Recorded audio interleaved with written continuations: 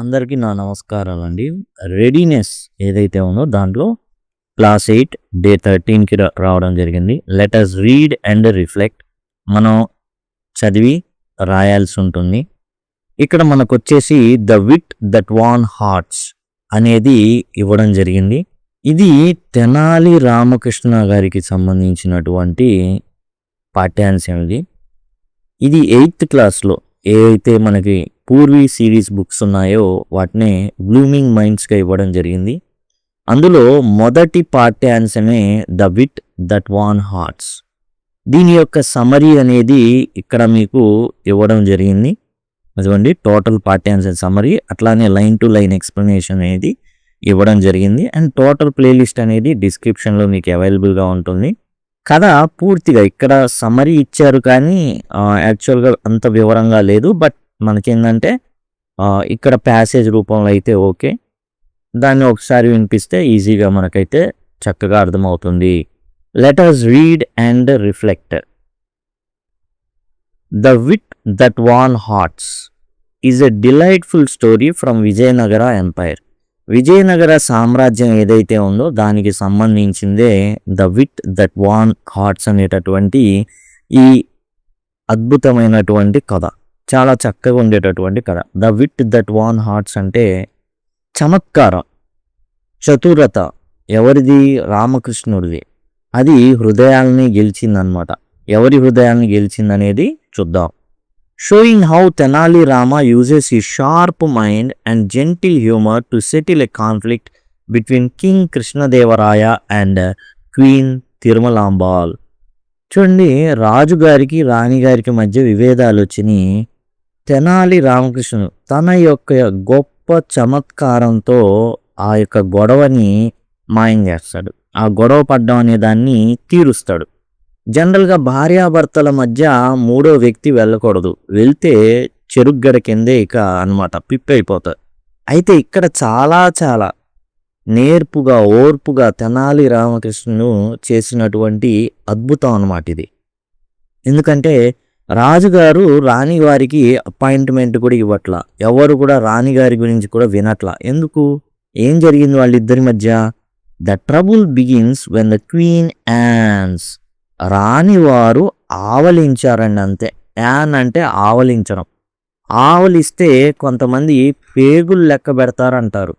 ఇక్కడ మరి రాజుగారికి ఆవలించడం ఏదైతే ఉందో అదే పెద్ద ప్రాబ్లం అయిపోయింది. ఎందుకు అంత ప్రాబ్లం అయింది చూద్దాం. While her king proudly resides is poetry. పాపం రాజుగారు రాయక ఒక పోయం, ఒక కవిత రాశారు. అది పాడదామంటే మంత్రులు పారిపోతున్నారు, అందరు పారిపోతున్నారు. సరే రాణివారికి వినిపిద్దామని హుషారుగా రాణివాసానికి విచ్చేస్తే రాణివారేమో ఆవలించారు. రిసైట్ అంటే పాడి వినిపించడం అనమాట. హర్ట్ బై దీస్, చాలా చాలా చాలా మానసికంగా దెబ్బతిన్నాడు ఆయన. ఎవరో హృదయాన్ని కోసేసినట్టయింది మానసిక వేదంతో. The king assumes that she did out of disrespect. ఇటు పక్కన సభికులు వినడానికి ఉవ్విళ్ళూరట్లేదు, వినట్లేదు. ఇటు పక్క నా భార్య రాణి కూడా, ఏం పనులు ఉంటాయమ్మా నీకు? కనీసం ఒక కవిత చెప్దామంటే ఆవలిస్తావు నువ్వు, అది కూడా అగౌరవం, అవుట్ ఆఫ్ డిస్రెస్పెక్ట్. నువ్వు నన్ను అగౌరవపరిచినట్టే. డిస్రెస్పెక్ట్ అంటే అగౌరవం. The queen tries to explain. And రాణి వారు వివరిద్దాం అనుకున్నారు ఎందుకు ఆవలించని ఏంటని. But he refuses to listen and both of them become upset. అంతే, రాజుగారు నువ్వేం చెప్పొద్దు, నాకు వద్దు, అర్థమైపోయింది. నువ్వు ఎందుకంటే ఈ దెబ్బ ఎవరిది? సభికులు వినట్లేదు, మంత్రులు వెళ్ళిపోయారు. మంత్రిని అడిగితే వినయ్యా అంటే నాకు పని ఉందండి అని వెళ్ళిపోతాడు. ఇలా జరుగుతుంది. కనీసం రాని వారికైనా తాను రాసిన కవితని చదివి వినిపిస్తే పొగుడుద్దేమో అనుకుంటే సిరీస్ ఆఫ్ యానింగ్స్ అనమాట. అంటే ఆవలింతల వస్తానే ఉంటాయి. ఇక రాజుగారికి బాగా కోపం వచ్చేస్తుంది అనమాట. When things become tense and ఇక చాలా చాలా గందరగోళం అయిపోతుంది. భయంకర యుద్ధ వాతావరణం అనేది రాజుగారికి రాణిగారికి మధ్యన అలుముకుంటుంది. రాణిగారికి ఎటువంటి అపాయింట్మెంట్ కూడా ఇవ్వడం అయితే జరగదనమాట. ఇక ఆ రోజున తటాలన తలుపు వేసేసి వెళ్ళిపోయిన రాజుగారు రాణి వారిని కలవడం అనేది తిరుమలంబాల గారిని అస్సలు అంటే అస్సలు ఇష్టం లేదు. దాంతో ఇంకా రాణివారికి చాలా చాలా బాధేస్తా ఉంది. ఏం చేయాలో తెలీదు. ఎవరిని అసలు అపాయింట్మెంట్ ఇయ్యట్లా. రాణివాసానికి అక్కడికి రాట్లా. కాబట్టి అంతా బోసిపోయి ఉంది. ఏం చేయాలి అన్నప్పుడు ఆమెకి రాజుగారు ఎప్పుడు కూడా తెనాలి రామకృష్ణ యొక్క గొప్పతనం గురించి చెప్పుకుంటూ, నవ్వుకుంటూ, ఆనందపడుతూ ఉండేవాడు. అందుకని కనీసం భార్యకి ఇవ్వకపోయినా సరే తెనాలి రామకృష్ణుడికైనా అనుమతి దొరుకుతుందేమోననేసి తాను తెనాలి రామకృష్ణుడిని పిలిపిస్తుంది. He steps in to help. ఇక సాయం చేయడానికి అడుగు పెడతాడనమాట. With his clever wit he gently tells a story comparing the king's poetry to seeds that must be planted carefully. ఈ కథలో ఏం చెప్తాడు అంటే తెనాలి రామకృష్ణుల వారు యాక్చువల్గా చాలా భయంకరంగా సమావేశం జరుగుతూ ఉంటుంది. ఆ సమావేశంలో ఏంటంటే పంట దిగుబడిని పెంచడం ఎట్లా, ఎందుకంటే జనాలు ఆకలితో అలమటిస్తున్నారు. పంట దిగుబడి పెంచాలి, ఏం చేద్దాం అంటే ఒక్కొక్కళ్ళు లేచి నీటిపారుదల సౌకర్యం కల్పిద్దాం, చెరువులు తవ్విద్దాం, ఇవన్నీ మాట్లాడుతూ ఉంటాడు అనమాట. అప్పుడు తెనాలి రామకృష్ణ అందరికన్నా చివరిగా చక్కగా ఒక గిన్నె పట్టుకొని ఉంటాడు. గిన్నె పట్టుకొని దాని మీద ఏదో అందరికి ఆశ్చర్యం కలిగించే విధంగా ఒక గుడ్డ ముక్క దాని మీద పరుచుకొని అలా నించొని ఉంటాడు. అందరినీ చూస్తూ ఉంటాడు. ఏంది నా కూర్చోడు అనుకుంటాడు రాజు. అండ్ చివరికి ఎన్ని దృష్టిస్తాడు, చూస్తాడు అనమాట. తెనాలి రామకృష్ణ, మరి మనం చాలా డిస్కస్ చేస్తున్నాం, నీ వంతు ఏంటంటే టక్కున వచ్చేస్తాడనమాట. అది పట్టుకొని వచ్చేసి ఏం చెప్తాడంటే, రాజా ఇప్పుడు ఈ విత్తనాలు ఉన్నాయి చూసా, మీరు నీటిపారుదల సౌకర్యం ఇవన్నీ చెప్తున్నారు, అవన్నీ అవసరం లేదు. జస్ట్ ఈ విత్తనాలు నాటితే చాలు పంట దిగుబడి అద్భుతంగా వస్తుంది. 10 రెట్లు 20 రెట్లు ఎలా అయినా వచ్చేసిద్ది. కాకపోతే ఓ చిన్న విషయం అన్నాడు. ఏంటి అని, యాక్చువల్గా ఈ విత్తనాలు కానివ్వండి, లేకపోతే నీటిపారుదల కానివ్వండి, వర్షం కానివ్వండి, ఇవేమి మన పంట దిగుబడిని ఎఫెక్ట్ చేయలేవు అనగానే అందరు నవ్వుతారు. అదేంటి, విత్తనాలు నాటితే చాలా 3 రెట్లు 4 రెట్లు అలా దిగుబడి వచ్చేసిద్దా అంటే అవును అంటాడు తెనాలి రామకృష్ణ. విచిత్రంగా ఉంది. ఒక పంట పండాలి అంటే అన్ని రకాలుగా ఉండాలి. నీళ్లు రావాలి, సేద్యం ప్రాపర్గా జరగాలి, కావాల్సిన టైంలో అన్నీ జరగాలి కదా, ప్రతిదీ జరగాలి. వర్షం పడాలి, రైతు కష్టపడాలి, అండ్ నాట్లు ఇవన్నీ చాలా ఉంటాయి కదా. అవేమీ లేకుండానే జస్ట్ నాటితే చాలా అంటే అవును. మరి ఇంకే అంటే, కానీ ఇక్కడ ఒక చిన్న మెలికుందండి అంటాడు. ఒక చిన్న ప్రాబ్లం ఉంది. ఏంటంటే ఈ విత్తనాలు ఎవరు నాటినా సరే అద్భుతమైన పంట ఇస్తాయి. కానీ ఆ విత్తనాలు నాటేటటువంటి రైతు ఆ విత్తనాలు నాటేటప్పుడు ఆవలించకూడదు అన్నాడు. వెంటనే షాక్ అనమాట. రాజుగారికి ఇన్నాళ్ళు ఏమైంది, రాణివారు ఆవలించారు, ఇదే మనసులో ఉంటా ఉంది, ఆ కోపం అంతే ఉంది. అందుకని రాణిగారిని అసలు దగ్గరికి రానిలా. కానీ ఇప్పుడేంటి, ఏంది తెనాలి రామకృష్ణుడు ఆవలించుల గురించి చెప్తున్నాడు అనేసరికి అర్థమైపోయింది. ఆహా, అంటే రాణిగారు చేసింది విషయం తెలిసింది తెనాలికి, కాబట్టి ఆ విషయమే చెప్తున్నాడు. ఏం చెప్తున్నా, ఆవలింతలు అప్పుడు రాజుగారు చెప్తారనమాట. అంటే ముందే చెప్తాడు, ఆవలింతలు సహజం కదా రామకృష్ణ అంటే ఎవ్వరికి తెలియకుండా చొరకంటిస్తాడు తెనాలి రామకృష్ణ. అవునా రాజుగారు, ఆవలింతలు సహజమంటారా అని అడుగుతాడు. అవును సహజమే, అవునా అంటాడు. అనగానే రాజుగారికి అర్థమైపోయింది కథంతా. ఆహా, ఇది ఇందాక మనం చెప్పుకున్న ఏదైతే ఉందో అదంతా అర్థమైపోయింది. తెనాలి రామకృష్ణుడు చాలా తెలివిగా ఆవలించడం అనేది, ఆ రోజు పాపం రానివారు చాలా పనులుండి అలసిపోతారనమాట. రాజుగారి కోసం ఆ మొత్తం ఏదైతే గార్డెనింగ్ ఇవన్నీ కూడా చాలా పనుల్లో పాల్గొంటారు. ఆ రోజు నిద్ర వస్తూ ఉంటుంది. కానీ రాజుగారికి గౌరవం ఇవ్వాలనే ఒకే ఒక సదుద్దేశంతో ఆమె అంతే ఉండిపోతుంది, ఆవలిస్తూ ఉంటుంది. ఇలాంటి న్యాచురల్ దానికి కూడా అయ్యో నేనేంది రాణి గాని ఇంత ఇబ్బంది పెట్టానని రాజుగారికి అర్థమయ్యేటట్లు చేస్తాడు. ఇక్కడ ఆ విత్తనాలకి అంత శక్తి లేదు. కానీ ఇక్కడ ఏంటంటే సందర్భాన్ని, సమయాన్ని తనకు అనుగుణంగా మార్చేసుకున్నాడు Tenali Ramakrishna. He explains that just like seeds grow naturally, yanning is also natural action does not mean disrespect. కాబట్టి క్లియర్గా చెప్తాడనమాట. విత్తనాలని నాటుతాం, అవి పెరుగుతాయి, అది ఎంత న్యాచురల్లో ఆవలింతలు రావడం కూడా సహజం అనేసి చెప్తాడు. The king finally understand the truth. చివరికి అర్థమవుతుంది నిజమేంటో. Realising his mistake he apologise to the queen and peace returns to the palace. వెంటనే రాణివాసానికి ఆయన వెళ్ళడం, రాణివారికి క్షమాపణ చెప్పడం, అస్సలు వద్దండి ఇవన్నీ ఏమీ ఆలోచించొద్దు, గతాన్ని మర్చిపోదాం అనేసి రాణివారు చెప్పడం. దీంతో ఇద్దరు కలవడం. ఆ తర్వాత రాజుగారు తెనాలి రామకృష్ణుడికి పిచ్చగా బహుమానాలు ఇస్తూ ఉంటే మిగతా వాళ్ళు తలలు గోక్కుంటుంటారు. ఏం చెప్పాడు, ఆ విత్తనాలు ఏంది ఇచ్చాడు, బహుమానాలు పొందుతున్నాడు, ప్రతిదానికి బ్యాక్గ్రౌండ్ ఏం తెలియదు, మనకు తెలుసు కాబట్టి మనకు అర్థమైంది. This shows how Tenali smart thinking and calm way of speaking help solve problems that pride and anger cannot.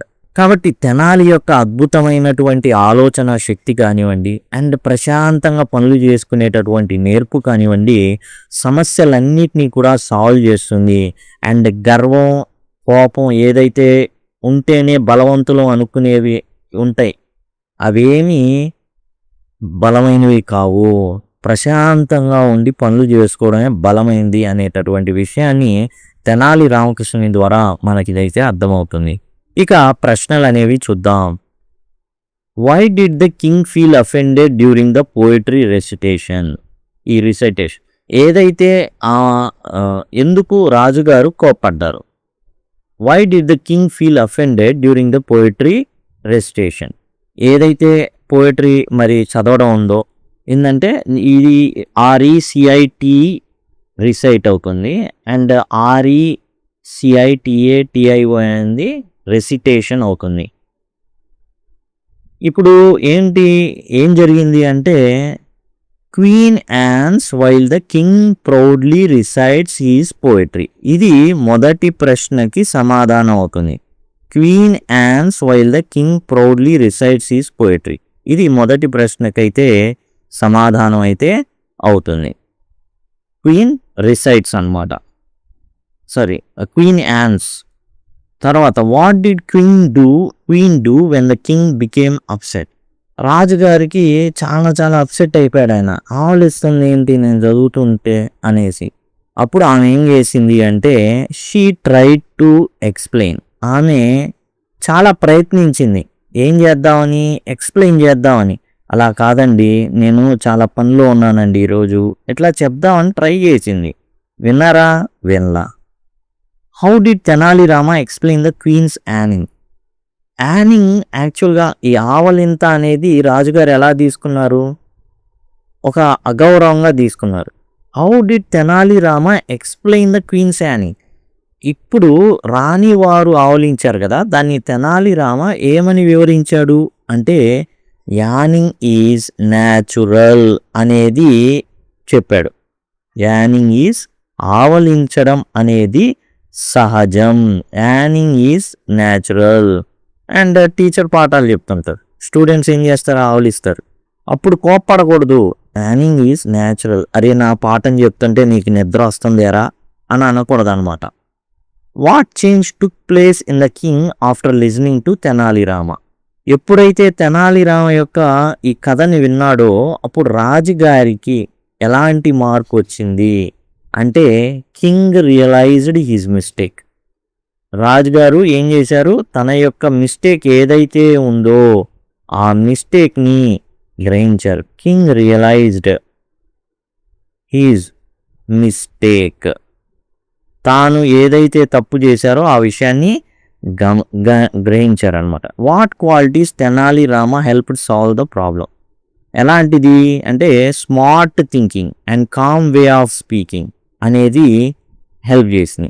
ఇది ఆన్సర్ అవుతుంది ఈ 5వ దానికి. 5th smart thinking and calm way of speaking అనేది అవుతుంది. అండ్ వాటితో పాటు విజ్డమ్ కూడా. విజ్డమ్ అన్నమాట. విజ్డమ్ అంటే వివేచన, వివేకము అంటారే అదనమాట. నెక్స్ట్ కాంపౌండ్ వర్డ్స్ ఇచ్చారు. ఈ కాంపౌండ్ వర్డ్స్ అంటే ఏంటంటే, కొన్ని పదాలని కలుపుతారండి ఈ విధంగా. సన్ లైట్ కలిస్తే సన్ లైట్, ఇది ఒక పదంగా ఏర్పడిపోతుంది. తర్వాత కింగ్ ప్లస్ డమ్ రెండు కలిసి కింగ్డమ్ అవుతుంది.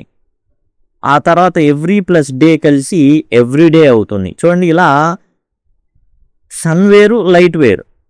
ఏ compound word is form when two smaller words sun light అనేటటువంటి స్మాల్ వర్డ్స్ కలవడం ద్వారా సన్లైట్ అనేటటువంటి ఒక న్యూ వర్డ్ అనేది ఏర్పడింది with a new meaning. Sun అంటే సూర్యుడు, లైట్ అంటే కాంతి, సన్లైట్ అంటే సూర్యకాంతి.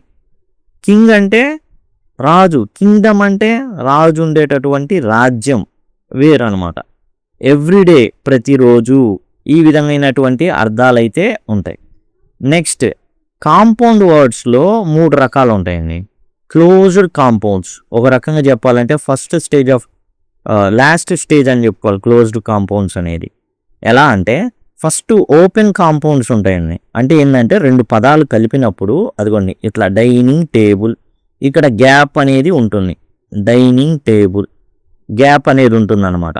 ఆ తర్వాత ఇది హైఫనేటెడ్ కాంపౌండ్స్గా మారేటటువంటి అవకాశం ఉంటుంది రాను రాను.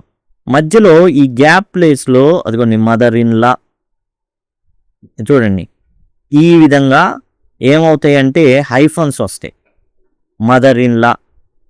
ఓకేనా? ఆ తర్వాత కలిసిపోద్ది, ఎటువంటి గ్యాప్ ఉండదు. నోటుకి బుక్కి మధ్య గ్యాప్ ఉండొచ్చు రాసినప్పుడు, కానీ ఉండదన్నమాట. కాలక్రమేణా అది క్లోజ్డ్ కాంపౌండ్గా మారిపోతుంది. నిక్కచ్చిగా ఇవే ఉండాలి అని ఉండదు. ఓపెన్ నుంచి హైఫనేటెడ్, హైఫనేటెడ్ నుంచి క్లోజ్డ్గా మారిపోవచ్చు, ఓపెన్ నుంచి క్లోజ్డ్గా మారిపోవచ్చు. ఈ వర్డ్స్ అనేవి ఏంటంటే రాను రాను వాడే కొద్దీ, ఎక్కువగా ప్రాచుర్యంలోకి వచ్చే కొద్దీ ఈ కాంపౌండ్ వర్డ్స్ అనేవి ఓపెన్ కాంపౌండ్స్, ఇలా గ్యాప్ ఇస్తాడు, డైనింగ్ టేబుల్ అట్లా ఏముంది గ్యాప్ ఉంది, దాన్ని ఓపెన్ కాంపౌండ్స్ అంటారు. తర్వాత హైఫన్ వస్తుంది, మదర్ ఇన్ లాగా చూడండి హైఫన్ వచ్చింది. నెక్స్ట్ నోట్బుక్ ఉంది, గ్యాపే లేదు, కలిసిపోతాయి అన్నమాట ఆ 2. ఆ విధంగా కాంపౌండ్ వర్డ్స్ అయితే ఉంటాయి. నెక్స్ట్ ఇక్కడ మనకు వచ్చేసి చూడండి, మనకు వచ్చేసి choose the correct compound word. Compound వర్డ్ని కరెక్ట్గా రాయమని చెప్పడం జరిగింది ఇచ్చిన వాటిలో. The king ruled vast, kingdom రాజ్యం అనమాట, కింగ్ హౌస్ని కాదు, రాజు పాలించేది. Tenali Rama was known for his quick, clever minded, cleverness, clever hand. అంటే ఏంది ఇక్కడ క్లెవర్ మైండా, క్లెవర్నెస్సా? ఇక్కడ రెండో దానికి మనం చూసుకున్నట్లయితే క్విక్ అనేది వచ్చింది, క్విక్ విట్ అనేది సరిపోతుంది. అయితే ఇక్కడ క్లెవర్ మైండా, క్లెవర్నెస్సా, క్లెవర్ హ్యాండా అన్నారు. క్లెవర్ హ్యాండ్ అనేది పదం యాక్చువల్గా అంత ఈ పరిస్థితిలో వాడదగ్గది కాదు. క్లెవర్ మైండ్, క్లెవర్నెస్ 2 వాడుకోవచ్చు. ఇక్కడ ఫ్లో చూసుకుంటే క్లెవర్ మైండ్ అనేది ఆప్ట్ అవుతుంది. Tenali Rama was known for is quick, clever mind అనేది కరెక్ట్ ఆప్షన్ అవుతుంది. The queen wrote and dash to explain her side. Apology letter మొత్తం ఇక్కడ మనం చూసుకున్నట్లయితే అపాలజీ లెటర్, ఇక్కడ మనం జాగ్రత్తగా గమనించినట్లయితే ఇది కూడా ఒకేలాగా ఉంది, బట్ ఫస్ట్ ఉంది కదా, దీన్ని కరెక్ట్ ఆప్షన్గా తీసుకున్నాం. APOLOGYLETTER, హైఫనేటెడ్ అవ్వదు, ఓపెన్గానే ఉంది. అపాలజీ లెటర్ అనేది హైఫనేటెడ్ కాంపౌండ్ వర్డ్ అయితే కాదు. We should practice yoga everyday. ఇక్కడ మనకు వచ్చేసి దీంట్లోనే మనం చూసుకున్నట్లయితే కలిపిచ్చారు చూడండి. అట్లానే మనం అంటే ఏంది, this is a closed compound అనమాట. కాబట్టి మనం కూడా క్లోజ్డ్ కాంపౌండ్ని ఇక్కడ సెలెక్ట్ చేయాల్సి ఉంటుంది. ఇక్కడ మనకు క్లోజ్డ్గా ఇచ్చారు ఎవ్రీడే ఈ విధంగా, కాబట్టి మనం కూడా ఇక్కడ ఎవ్రీడే అనేది క్లోజ్డ్గా చూపిద్దాం. Next the king sat in the dash to solve problems, peoples problem. ఎక్కడ అంటే కోర్ట్ రూమ్లో. తర్వాత మనం చూసినట్లయితే ఇఫ్ క్లాజెస్ ఇవ్వడం జరిగింది, అందులో కూడా టైప్ 1 ఇవ్వడం జరిగింది. Real condition or open condition అంటారు, ఎందుకంటే ఇందులో రియాలిటీ అనేది ఉంటుంది. టైప్ 2లో చూసుకున్నట్లయితే ఇమాజినరీ, అండ్ టైప్ 3 తీసుకుంటే టోటల్గా రిగ్రెట్ అనమాట. టైప్ 1 వచ్చేసి రియల్ కండిషన్. ఇందులో ఏంటంటే ఈ రియల్ కండిషన్లో స్ట్రక్చర్ ఎలా ఉంటుంది, if plus present tense and simple ఫ్యూచర్కి ఆస్టార్ ఉంటుంది. ఎలా అంటే ఇది చూడండి, లిజన్ అనేది వెర్బ్ యొక్క ఫస్ట్ ఫామ్, అండ్ సెకండ్ దాంట్లో చూడండి యూ విల్ అండర్స్టాండ్ బెటర్లో విల్ ప్లస్ V1 అనేది ఉంది. ఇక్కడేమో ప్రజెంట్ టెన్స్ అంటే వెర్బ్ యొక్క ఫస్ట్ ఫామ్ ఉంటుంది. If the king controls, verb యొక్క ప్రజెంట్ వెర్బ్ ఫస్ట్ ఫామ్ ఉంటుంది సింపుల్ ప్రెజెంట్ టెన్స్లో. ఆ తర్వాత మనం చూసుకున్నట్లయితే విల్ ప్లస్ V1 అని ఉంటుంది. ఇప్పుడు మనం ఈ కంప్లీట్ ద సెంటెన్సెస్ ఉన్నాయి, ఇందులో complete using will plus verb అని ఇచ్చేసాడు. ఇక్కడ మనం చూసుకున్నట్లయితే వెర్బ్ యొక్క ఫస్ట్ ఫామ్, ప్రతి దాంట్లో వెర్బ్ యొక్క ఫస్ట్ ఫామ్ అయితే ఉండడం జరిగింది కాబట్టి ఇక్కడ విల్ ప్లస్ వెర్బ్ అనేది రాయడం అనేది చేయాలి అనేసి ఇవ్వడం అయితే జరిగింది. దాని ప్రకారమే చేస్తాం. ఇక్కడ చూడండి, కింగ్ విల్ అండర్స్టాండ్. విల్ బ్రాకెట్లో ఇచ్చినటువంటి ఏదైతే వెర్బ్ 1 ఉందో దాన్ని మనం ఇక్కడ రాయాల్సి ఉంటుంది. Will understand. తర్వాత he will solve. Okay, and people will respect. తర్వాత will avoid. Will plus V1 రాయమన్నారు. ఆల్రెడీ అన్నిటికీ V1 ఉన్నాయి కాబట్టి విల్ ఫర్గివ్. ఈ విధంగా అయితే మనం రాస్తాం అనమాట. అయితే if the queen explains her problem the king will understand. ఒకవేళ రాణివారు తన యొక్క సమస్యను వివరించినట్లయితే రాజుగారు అర్థం చేసుకుంటారు. If Tenali uses humour he will solve the issue. Tenali కనుక తన చతురతను ఉపయోగిస్తే దీన్ని ఖచ్చితంగా సాల్వ్ చేస్తాడు. ఇఫ్ యూ స్పీక్ కైండ్లీ, నువ్వు గనక దయతో మాట్లాడితే ప్రజలు నిన్ను గౌరవిస్తారు. If you control our anger, మన కోపాన్ని గనక కంట్రోల్ చేసుకుంటే వీ విల్ అవాయిడ్ ఫైట్స్, గొడవలు అనేవి అవ్వవు, తగువులు అనేవి అవ్వవు. If the king apologises the queen will forgive him. రాజుగారు కనుక క్షమాపణ అడిగితే రాణివారు ఖచ్చితంగా క్షమిస్తారు. If you dash you will learn something new. ఇక్కడ ఏం చేయాలి? విల్ లెర్న్ ఉంది చూడండి. కాబట్టి ఇక్కడ ఏమి ఉండాలి? వెర్బ్ యొక్క ఫస్ట్ ఫామ్ ఉండాలి. సో లిజన్ అనేది కరెక్ట్ అవుతుంది. ఆ తర్వాత if the king acts with pride, ఇక్కడ చూడండి V1 ఉంది. ఇక్కడ ఏముంటుంది? విల్ V1 అనేది ఉంటుంది. Will hurt. Next the queen will smile. Will plus V1 ఉంది కాబట్టి ఇక్కడ ఏముంటుంది? V1 మాత్రమే ఉంటుంది. King says sorry. Next Tenali Rama will help. చూడండి, విల్ ప్లస్ V1 ఉంది. ఇక్కడ ఏముంటుంది? V1 అనేది ఉంటుంది. ఇఫ్ ఈ షోస్ ఎంపతి. ఎంపతి అంటే సింపతి విత్ యాక్షన్ అనమాట. ఓకే, సింపతి అంటే అయ్యయ్యో పాపం అంట వెళ్ళిపోతాం. యాక్సిడెంట్ అంది, అయ్యో పాపం అంటాం వెళ్ళిపోతాం. ఓకే, ఎంపతి అంటే అట్లా కదా, అయ్యో పాపం అందంతో పాటు వెంటనే దిగి వాడిని ఆటోకి ఎక్కించి వాడు బాగుండేదాకా ఆడుంటే that is empathy. If we show empathy, ఇక్కడ షో అనేది V1 అన్నమాట. కాబట్టి విల్ విన్ అనేది రావడం అయితే జరుగుతుంది. ఈ విధంగా మనమైతే డే 13 అయితే కంప్లీట్ చేయడం అయితే జరిగింది. అండ్ టోటల్ దీనికి సంబంధించిన 8th క్లాస్ సంబంధించిన ఐ కార్డ్స్ ఏవైతే ఉన్నాయో ఇక్కడ మీకు యూనిట్ వైజ్ వస్తూ ఉంటాయి. వాటి ద్వారా మీరు యాక్సెస్ చేయొచ్చు. ఎండ్ స్క్రీన్స్ అండ్ చివర్లో మీకు ఎండ్ స్క్రీన్స్ ఈ విధంగా కూడా వస్తాయి. 8th క్లాస్కి సంబంధించి టోటల్ సిలబస్ అనేది కంప్లీట్ చేయడం జరిగింది. మీకు ఇక్కడ నుంచి ఐ కార్డ్స్ రూపంలో, ఎండ్ స్క్రీన్స్ రూపంలో అవన్నీ కూడా రావడం జరుగుతుంది. కాబట్టి సింపుల్గా యాక్సెస్ చేయొచ్చు. ఈ వీడియో యొక్క డిస్క్రిప్షన్లో కూడా మీకు యూనిట్ వైజ్ అవైలబుల్గా ఉంటాయి. యాజ్ వెల్ యాజ్ సమ్మరీ అవన్నీ కూడా ప్లేలిస్ట్లు అయితే అవైలబుల్గా ఉంటాయి. ఒకవేళ మీకు చూడడం కష్టం అనుకుంటే సింపుల్గా లింక్ అని కామెంట్ సెక్షన్లో అడిగినట్లయితే ఖచ్చితంగా నేను మీకు ప్లేలిస్ట్ లింక్స్ అనేవి ప్రొవైడ్ చేయడం జరుగుతుంది. టోటల్ మనం అండ్ ఏవైతే ఉన్నాయో మొత్తం కంప్లీట్ అవ్వడం జరిగింది. As well as letters practice కూడా మనం ఫర్దర్గా నెక్స్ట్ వీడియోలో చూద్దాం. Thank you. Thanks a lot.